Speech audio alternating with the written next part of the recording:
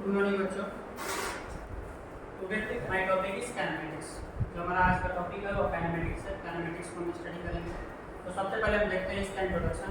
Kinematics में क्या करते हैं कि अगर कोई बॉडी रहती है वह मूव करती है तो वह मूव क्यों कर रही है इस बात की स्टडी हम इसमें नहीं करते हैं। बॉडी जो है वो मूव कर रही है, इसमें कितने इसके वेरिएबल टर्म आ जाते हैं उसके बारे में स्टडी करते हैं। तो सबसे पहले काइनेमेटिक्स जो है उसको देख लेते हैं कितने वर्ड से बना है। तो काइनेमेटिक्स जो है ये दो वर्ड से मिलकर बना है। पहला जो वर्ड है वो है काइंड। काइंड और काइंड का मतलब होता है मोशन। सेकेंड जो वर्ड है इसमें वह मैटिक्स, जिसका अर्थ होता है मैथ्स। तो मोशन जो बॉडी रहेगी वो मोशन करेगी, तो मोशन करने के दौरान कितने इसमें कैलकुलस आएंगे उसका जो स्टडी होगा उसी को हम काइनेमेटिक्स बोलते हैं। तो काइनेमेटिक्स जो होता है जो बॉडी रहेगी वो काइनेमेटिक्स के अंदर कितने टाइप का मोशन स्टडी कराएगी हमको, मतलब कितने डायरेक्शन में मूव करेंगे। तो इसके लिए वन डायमेंशन स्टडी करेंगे हम, फिर टू डायमेंशन, फिर इसके बाद थ्री डायमेंशन को हम स्टडी करेंगे। वन डायमेंशन में क्या होगा कि कोई जो बॉडी रहेगी वह लीनियर पाथ पे मूव करेगी। कोई बॉडी रहेगी वह लीनियर पाथ पे मूव करेगी। जैसे कोई ऑब्जेक्ट है वह सड़क पे मूव कर रहा है टाइम के रिस्पेक्ट में, उसकी जो मोशन होगा उसका जो मोशन होगा वो वन डायमेंशन मोशन। 2D में क्या होगा कि कोई बॉडी होगी वह दो डायरेक्शन में मूव करेगी। जैसा कि प्रोजेक्टाइल होता है, प्रोजेक्टाइल में कोई बॉडी रहती है वह एक्स एक्सिस में और वाई एक्सिस दोनों में मूव करती है तो वह प्रोजेक्टाइल होता है। थर्ड है 3D motion. 3D motion basically हम कम पढ़ेंगे इसमें, जो IIT जेई रहेगा उसमें हम इसको थोड़ा कम पढ़ेंगे, लेकिन ये केमिस्ट्री में फिजिकल केमिस्ट्री का यह पार्ट है कि जो गैस होते हैं उनके जो मॉलिक्यूल्स होते हैं वह रेंडमली तीनों डायरेक्शन में मूव करते रहते हैं, तो वह 3D डायमेंशन हो जाएगा। लेकिन हमें अभी के लिए इसमें वन डायमेंशन को स्टडी करना है, तो हमारा एक टॉपिक चलेगा वन डायमेंशन, जिसे हम लीनियर मोशन भी बोलते हैं। तो इसके कुछ वेरिएबल है, जैसा कि हमने बोला इसमें मैथ के टर्म आएंगे तो इसके कुछ वेरिएबल रहेंगे मोशन के। जैसा कि इसका फर्स्ट टर्म रहेगा डिस्टेंस, फिर आएगा डिस्प्लेसमेंट, थर्ड आएगा स्पीड और फोर्थ आएगा एक्सीलरेशन। इसके बाद जर के बारे में भी स्टडी करेंगे। तो डिस्टेंस क्या होता है और डिस्प्लेसमेंट क्या होता है यहाँ पर हम समझेंगे। डिस्टेंस और डिस्प्लेसमेंट। जैसे कि हम यहाँ पर एक बॉडी ले रहे हैं, ये एक बॉडी है हमारी और ये इसका पाथ है, इस पाथ पर ये बॉडी मूव कर रही है और बी पॉइंट पे आ गई। ये इसका इनिशियल पॉइंट है और ये इसका फाइनल पॉइंट है। तो initial point two final point ये बॉडी मूव कर रही है। तो ये जो इसका पाथ है तो पाथ का जितना लेंथ है उसको हम बोलेंगे डिस्टेंस, लेंथ ऑफ पाथ। हम बोल सकते हैं कि जो ये टोटल लेंथ ऑफ पाथ था उसी को हम बोल देंगे डिस्टेंस। ये हो जाएगा हमारा डिस्टेंस हो जाएगा total length of path is called distance.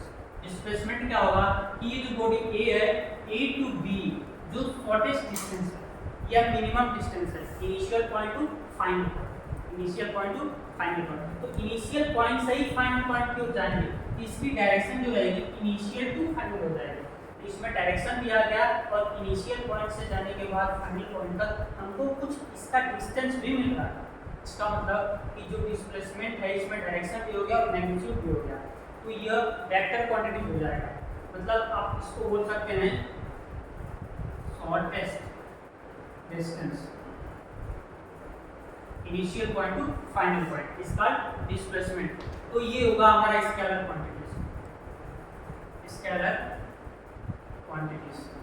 Quantities की बात करेंगे सेकेंड पॉइंट में, तो ये स्केलर क्वांटिटीज हो जाएगा और ये हो जाएगा वेक्टर क्वांटिटीज। पॉइंट की बात करेंगे तो थर्ड पॉइंट में हम ले लेंगे यूनिट। अब यूनिट जो रहेगा वह एसआई की बात करेंगे तो एसआई में मीटर में मेजर करेंगे, और सीजीएस की बात करेंगे तो सीजीएस में सेंटीमीटर में इसे मेजर करेंगे।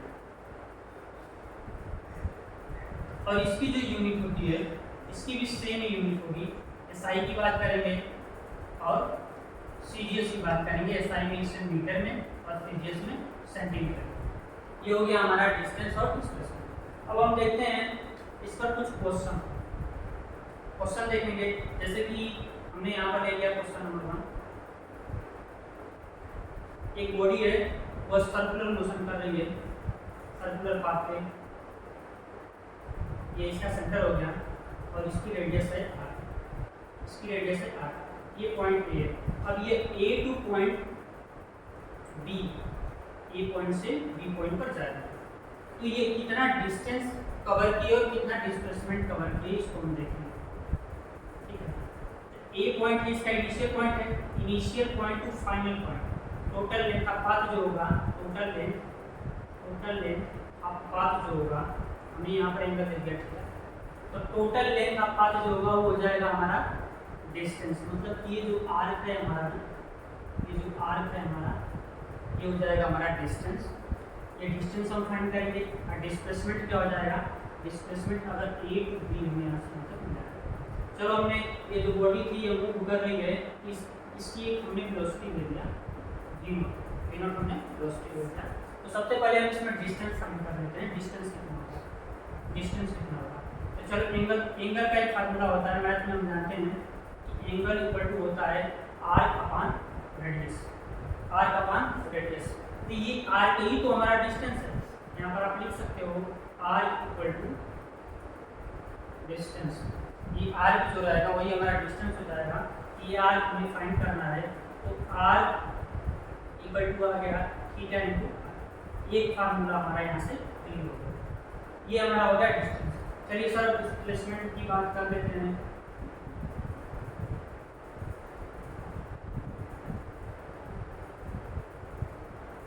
डिस्प्लेसमेंट फाइंड करेंगे तो डिस्प्लेसमेंट क्या निकलेगा कि ये जो ए टू बी पॉइंट है, ये देखो सर इसका डायरेक्शन किधर हो जाएगा, ए टू बी पॉइंट जो है initial point two final point. तो हम देख रहे हैं कि ये है इसका आर, लेकिन ये जो बीच की लाइन आ रही है ये हमारा डिस्प्लेसमेंट है। तो ए कैसे फाइंड होगा, तो हम करेंगे क्या, ये जो थीटा एंगल है जो सेंटर है, इस सेंटर से इस पर हमें एक परपेंडिकुलर से बनाना है। अब ये एंगल हो गया आपका 90 डिग्री, ये भी एंगल हो गया 90। ये वैल्यू आप दे दो x, तो ये अगर x दे रहे हैं तो ये भी हो जाएगा अपना x हो जाएगा। ये वैल्यू आपने दे दिया x, ये भी दे दिया आपने x। तो डिस्प्लेसमेंट जो निकल करके आएगा, जो डिस्प्लेसमेंट होगा उसकी वैल्यू आएगी 2r sin थीटा बाई। अगर इसको चाहे फाइंड करना तो बिल्कुल फाइंड हो सकता है, क्योंकि अगर ये डिस्टेंस x है तो हम साइन का फार्मूला लगा देते हैं। साइन थीटा इक्वल टू होता है परपेंडिकुलर अपॉन हाइपोटेनस। ये एंगल थीटा है, ये एंगल हो जाएगा आपका थीटा बाई 2। तो ये परपेंडिकुलर है, परपेंडिकुलर अपॉन हाइपोटेनस, मतलब साइन थीटा बाई 2 की वैल्यू आई परपेंडिकुलर मतलब x, हाइपोटेनस मतलब r। x की वैल्यू चाहिए तो r का cross multiply r sin theta by 2 into कितना हो जाएगा r sin theta by 2 equal to x। ये आ गया x डिस्टेंस, और ये टोटल कितना है x मिलकर के 2x। ये हो जाएगा डिस्प्लेसमेंट, हो जाएगा आपका डिस्प्लेसमेंट की वैल्यू कितनी x प्लस x, तब x और x को ऐड करेंगे तो 2x, और x की वैल्यू कितनी है r sin थीटा बाई। ये तो आपका बेसिक कॉन्सेप्ट रहा, ये आपका बेसिक कॉन्सेप्ट है। यहाँ से हमने r मतलब डिस्टेंस की वैल्यू फाइंड किया, डिस्प्लेसमेंट की वैल्यू आ गया 2r sin थीटा बाई। अब वैल्यू रख करके हम चेक कर लेते हैं कि डिस्टेंस और डिस्प्लेसमेंट कितना है। चलो सर अगर हम एंगल अब थोड़ा सा यहाँ पे हम ड्रॉप करेंगे।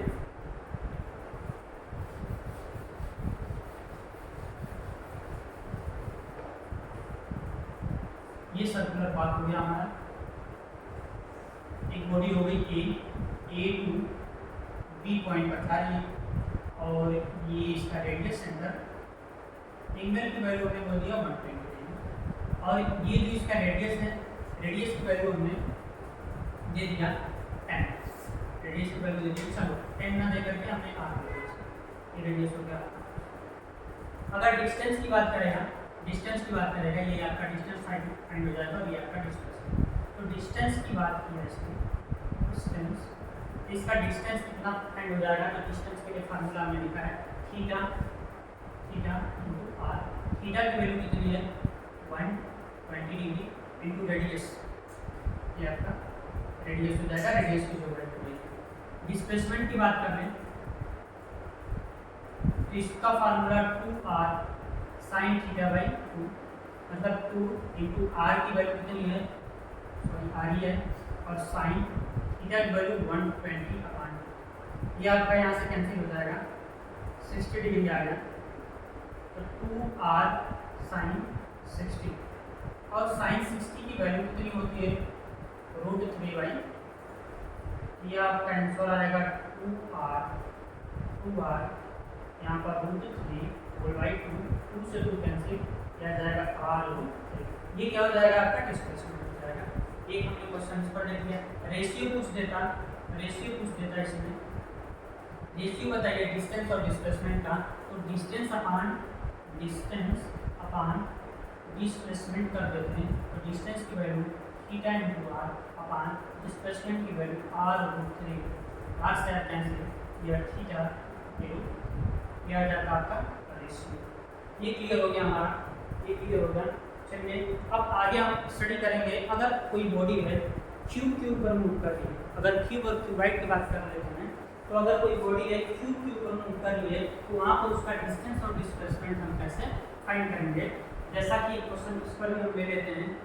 अब एक हम क्यूबाइड बना लेते हैं, चलो पहले क्यूब ही देख लेते हैं। क्यूब मतलब इसकी सब टोटल जो इसकी साइड होगी वो इक्वल होगी, चलो सॉरी हमने ये बना दिया, क्यूब बना दिया। ये बॉडी है हमारी ए टू बी जा रही है, इसकी साइड हमने ले लिया, ए टू बी गई, फिर बी टू सी जाएगी, यहाँ पे ये डी है, फिर सी टू डी, ये बॉडी हमारी यहाँ पर है, डी पॉइंट पे आ गई, डी पॉइंट पे आ गई। तो टोटल डिस्टेंस पूछ देगा क्वेश्चन में, अगर टोटल डिस्टेंस पूछेगा तो हम क्या करेंगे, जितना मूव की है बॉडी, जो उसका पाथ है, जिस रास्ते पे चल रही है, सब डिस्टेंस को हम ऐड कर दें, तो ए, इसके बाद ए, इसके बाद मतलब ए प्लस ए इक्वल टू आ जाएगा 3। लेकिन डिस्प्लेसमेंट की बात कर देगा, तो अगर क्यूब है तो क्यूब का डायगोनल हम फाइंड कर लेंगे यहाँ से, ये देखो सर, ये हमने डायगोनल फाइंड करते हैं। डायगोनल अगर फाइंड करेंगे इसका, तो √3 इंटू ए होता है, अगर ये क्यूब रहेगा तो। अगर क्यूबाइड रहेगा, क्यूबाइड है, उसका आपको डायगोनल फाइंड करना है, उसके लिए फार्मूला होता है a² + b² + c²। अगर उसकी साइड ए बी सी हो तो यहाँ पर आ जाएगा हमारा √3a, ये इसका डायगोनल क्या हो जाएगा हमारा डिस्प्लेसमेंट हो जाएगा। क्वेश्चन हमने यहाँ पर देखा, प्यारा सा क्वेश्चन था, ये हमने डायगोनल फाइंड कर दिया, कितना डायगोनल आ गया, तो √3a, यही क्या डायगोनल जो रहेगा हमारा क्या कराएगा, डिस्प्लेसमेंट कराएगा, डिस्प्लेसमेंट कराएगा। अब इसके बाद हम देख लेते हैं स्पीड को और वेलोसिटी को, स्पीड और वेलोसिटी को इसके बाद समझेंगे हम।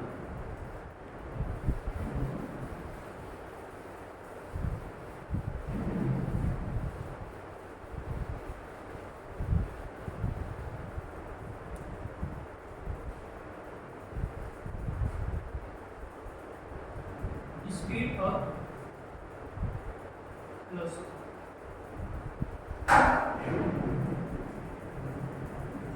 देखो सर, हमने अभी फार्मूला पढ़ा है डिस्टेंस का और डिस्प्लेसमेंट का।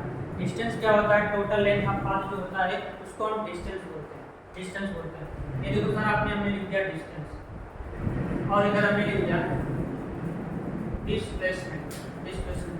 तो डिस्टेंस क्या होता है, हमने बताया टोटल लेंथ ऑफ पाथ जो रहेगा डिस्टेंस। अगर डिस्टेंस जो रहेगा, अगर वो टाइम के रिस्पेक्ट में चेंज हो रहा है, और डिस्प्लेसमेंट जो रहेगा वो अभी टाइम के रिस्पेक्ट में चेंज हो रहा है, मतलब कोई बॉडी टाइम के रिस्पेक्ट में जितना डिस्टेंस कवर करती है उसको हम स्पीड बोलते हैं। क्या बोलते हैं, स्पीड बोलते हैं। अगर कोई बॉडी टाइम के रिस्पेक्ट में जितना डिस्प्लेसमेंट को कवर की रहेगी वो हमारा हो जाएगा वेलोसिटी। अच्छा, डिस्टेंस में हमारा डायरेक्शन है, डायरेक्शन था, मैग्नीट्यूड था, तो ये हमारा वेक्टर क्वांटिटी था। उस तरह जो वेलोसिटी रहती है इसमें भी हमारा डायरेक्शन होता है, तो ये हमारा हो जाएगा वेक्टर क्वांटिटीज, और ये हो जाएगा हमारा स्केलर क्वांटिटीज। ये हो जाएगा हमारा स्केलर क्वांटिटी। इसका फार्मूला हमने देख लिया। स्पीड का जो फार्मूला था वह था हमारा डिस्टेंस अपॉन टाइम, और ये था हमारा डिस्प्लेसमेंट अपॉन टाइम। अब एक बात क्लियर और कर लेते हैं कि जो डिस्टेंस होता है कभी निगेटिव नहीं होता। ये जो डिस्टेंस होता है कभी निगेटिव नहीं होता है, मतलब ये पॉजिटिव हो सकता है और क्या हो सकता है, जीरो हो सकता है। लेकिन जो डिस्प्लेसमेंट होता है ये पॉजिटिव होता है, निगेटिव होता है और क्या होता है, जीरो होता है। तो हम ये कह सकते हैं कि ये नेगेटिव का मतलब ये कभी ना किसी कंडीशन में छोटा हो सकता है। जैसे हमने लिया ना, ये जो पॉइंट है, ये डिस्प्लेसमेंट है, मतलब डिस्टेंस ये छोटा है, तो आप ये बोल सकते हो कि जो डिस्टेंस होता है हमेशा ग्रेटर देन या इक्वल टू हो सकता है। डिस्टेंस जो होता है डिस्प्लेसमेंट से कभी छोटा नहीं हो सकता है, उसके बराबर हो सकता है। उसी तरह ये जो स्पीड होती है या जो स्पीड होती है, आप यहाँ पर लिख सकते हो उसका, जो स्पीड होती है ग्रेटर देन इक्वल टू किसके होती है, तो आप लिख सकते हो यहाँ पर वेलोसिटी। ठीक है सर। अब इसमें हम डिस्टेंस में यूनिफॉर्म, नॉन यूनिफॉर्म, एवरेज और इंस्टेंटेनियस के बारे में हम स्टडी करेंगे। तो इसमें यूनिफॉर्म स्पीड क्या होती है, या फिर स्पीड का फार्मूला हमने देख लिया, डिस्टेंस अपॉन टाइम और डिस्प्लेसमेंट अपॉन टाइम। तो हम कह सकते हैं कि अगर टाइम जो मैनेजमेंट रहेगा, सेम टाइम में कोई ऑब्जेक्ट सेम डिस्टेंस को फॉलो करती है तो यूनिफॉर्म हो जाएगा। चाहे उसके डिस्टेंस की बात कर लें, डिस्प्लेसमेंट की बात करेंगे, अगर डिस्प्लेसमेंट सेम रहेगा सेम टाइम में तो वह यूनिफॉर्म वेलोसिटी हो जाती है। ठीक है सर। एवरेज की बात कर लेते हैं हम, एवरेज वेलोसिटी की बात कर लेते हैं।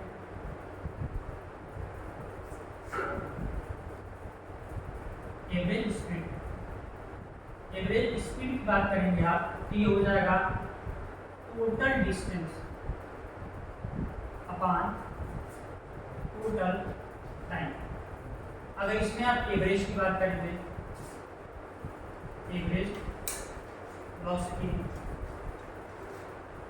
ये हो जाएगा आपका total displacement upon total time. एक इसके बाद एक पॉइंट आएगा इंस्टेंटेनियस। इंस्टेंटेनियस का मतलब होता है किसी पार्टिकुलर टाइम पे एक फिक्स टाइम होना चाहिए, उस पर किसी ऑब्जेक्ट की स्पीड को हम बोलेंगे इंस्टेंटेनियस स्पीड। और उसकी अगर वेलोसिटी की बात करेंगे तो हो जाएगा, अगर कोई ऑब्जेक्ट रहेगी अगर उसकी वेलोसिटी की बात करेंगे तो वह इंस्टेंटेनियस वेलोसिटी हो जाएगी। और उसके लिए फार्मूला होता है, लिमिट की बात करेंगे, अगर स्पीड की बात कर रहा है इंस्टेंटेनियस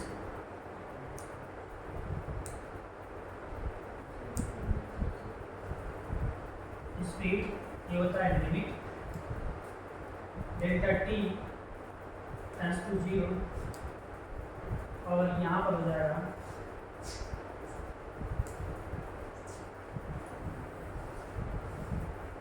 स्पीड, ऐसे आप लिख सकते हैं स्पीड अपॉन डेल्टा टाइम। और अगर इसकी बात करेंगे तो limit delta T tends to 0 delta B by delta T. यहाँ पर वेक्टर कर सकते हैं और यहाँ पर स्पीड है तो आप यहाँ पर ऐसे लिख सकते हैं। तो धन्यवाद, आज के लिए इतना ही।